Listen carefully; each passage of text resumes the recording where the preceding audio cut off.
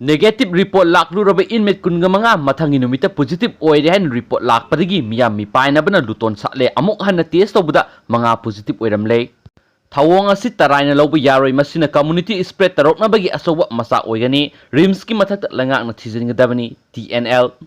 Okhul district ki community quarantine center da lairakhiba inmate kunga manga gi sample sing tha asigi sajat kunga marida test tonaba rims ta lokhatkhaba matung tha asigi sajat kunga taruki numidang pung nipan makhairom taba matamda negative oire hen report pirak padagi research tonaba thoranglam laba inmate singi mathangi numit sajat kunga tareki numidang pung tare makhairom taba matamda rims ta gi amuk hana inmate sing asigi result positive oire hen khangalak padagi okhul district ki miyam mi paibaga luton satnare hairi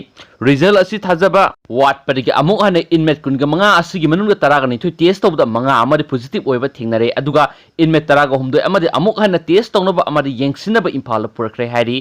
inmate kunga manga asi singai digi taraga ni thoi baramdagi taraga humdoi ni hairi singai digi taraga ni thoi se amuk hana test tawda manga positive oire hana confirm tawkibani aduga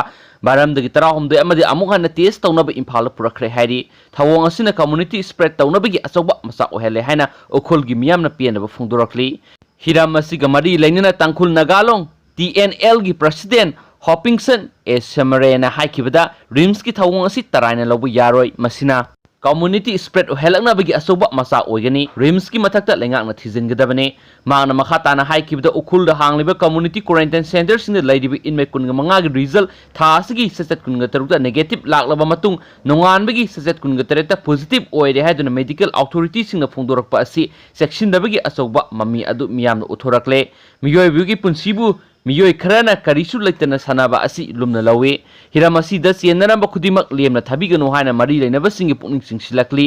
inmate kunga manga gi ts asi rims hospital la tawbane test tawfam da lairiba miyoi singna quarantine center mayam dagi lokholakwa sample sing adu ningthina khaidolaga thamde haibadu handaki thawdo asina mayek singna takle masida mapung oina seksindriba amadi miyam da mipaiba pokhaliba sing asi india amadi manipur lenga na matik sab thabak lokhatkadabani haina su makhata na phongdorakhi Atopa marueba pau amana mo Bharat ki lairaba miyoi core marfuda November fawba lemna ration yelagani PM Modi Bharat ki Prime Minister Narendra Modi ne taruk subo oina COVID-19 ngamari lainana ngasi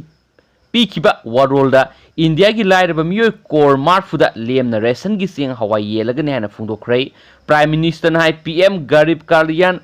Ana Yojana asi India pumbada Diwali fawba sangdoragani Khongthang asina India da leriba lairaba miyoi core marfurom kanaba fangalagani scheme asida punna lupa core lakh samaga yankhai sanglaba yai COVID-19 leba asibu halabasu harau kumagi matam oirakpana miyamgi thengnagadaba sing khalaga scheme asin November fawba sangdokpani haiki maakna makha takibada unlock ki 1 asi losilaktuna unlock 2 hogodore adubo miyamna unlock 1 loidringada section lamba haibadi marks upar distancing thamba amadi khud hambana sing komthokpa asi tawbiganu haina su prime minister namha ki warol phongdokhi yamna marueba paw amanamu unlock 2 Chatna Kanglon Laothokhre hayengdagi satnaba hauragani COVID-19 maram oiraga leba asida satnariba unlock 1 hayeng loidun unlock 2 satnaragani unlock 2 asigidamak Kendra Ministry of Home Affairs na madugi Chatna Kanglon sing Laothokhre anawa Chatna Kanglon asida metro rail cinema hall gymnasium swimming pool entertainment park theater bar auditorium assembly hall amasum masige manaba mafam singdi hangba yadri